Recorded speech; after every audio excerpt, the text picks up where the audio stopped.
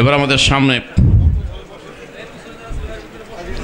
চরমনা দরবার শরীফের আল্লাহর কুতুবের খোলাফাদের ভিতরে দু একজন মাত্র পৃথিবীতে বেঁচে আছেন, তার একজন বুজুর্গ আমাদের সামনে আজকে হাজির হয়েছেন। জোরে কান আলহামদুলিল্লাহ।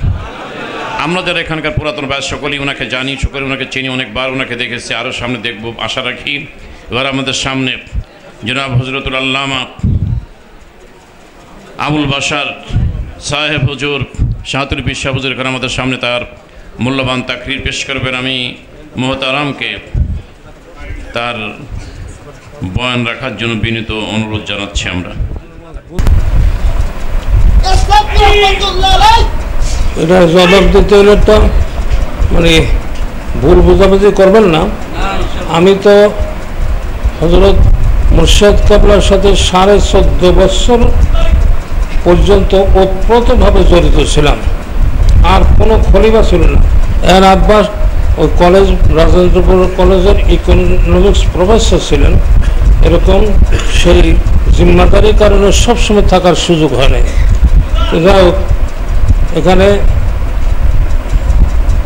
যে নামটা লেখা হয়েছে হযরত পীর সাহেব কাবলা, আমার মুর্শিদ কাবলা কোনো খলিফ, কোনো পীর, কোনো সন্তানকে খেলাফত দিচ্ছেন কিনা এটি জানতে চাইছেন। কিন্তু যার নামে লেখছেন, আমরা একটা করছিলাম মজলিসে শুরা, মজলিসে শুরার ভিতরে আমি প্রথম ব্যক্তি, তারপরে এর আব্বা, এরকম 17 জন। এটা হুজুর কাবলার সিগনেচার করা। যাও, এখন দরবার যখন হজরত ইন্তেকাল ফরমাইলেন, কথাটা বুঝেননি, ইন্তেকাল ফরমাইলেন, তখন এই হুজুরের বড় ছেলে মুবারক করিম, সৈয়দ মুবারক করিম, আনপর মানুষ, উনি এরকমভাবে মজবুতভাবে বসে রইলেন, দেখি কোন বাপের বেড়ার ক্ষমতা আছে, আমি গদিতে বলবো, আমি জিম্মাদারি বলবো। ওরাকে নামাইতে পারে না, হুজুরের যত জামাতারা আছে এও নামাইতে পারে না, বুঝাইতে পারে না। সে কী করা যায়, দরবার তো চালানো লাগবো। তখন আমি ওরা বলাইলাম, এদিকে তেজগাঁও আব্দুল ওয়াদুদ কন্ট্রাক্টর সব বাড়িতে হুজুর কাবলা গেছিল, তুই গেছিলি? এখনো তুই করে কই গেছি। তো বাবাজান কি কইছে? তো বাবাজান কইছে আবুল বাশার আমার প্রধান, প্রধান তো কোথায় না বরিশাল, পেরদান।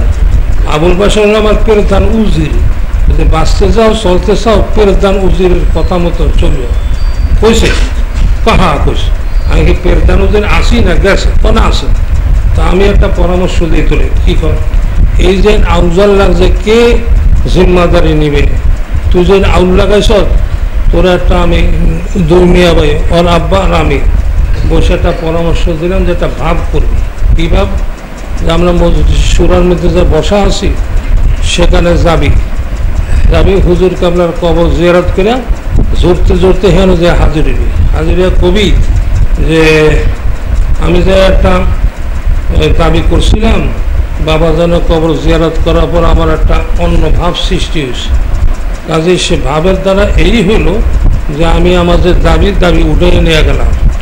এখন ওই ফজলুল করিম, ফজলুল করিম ডাক নাম ছিল সৈয়দ, সৈয়দকে এই জিম্মাদারি দেওয়া হোক। এটা তুই কবি পারবি নি?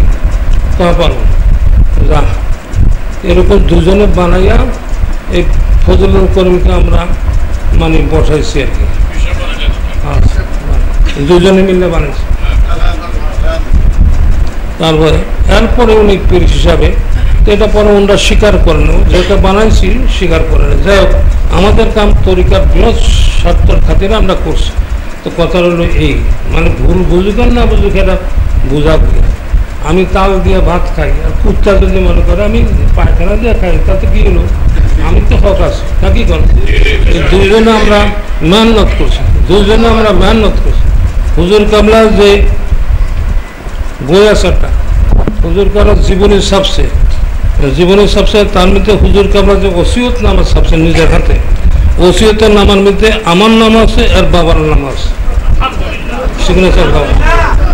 হ্যাঁ, আর কারো বিশ্বাস করতেন না, কারো বিশ্বাস করতেন, দুজনকে বিশ্বাস বেশি করতেন।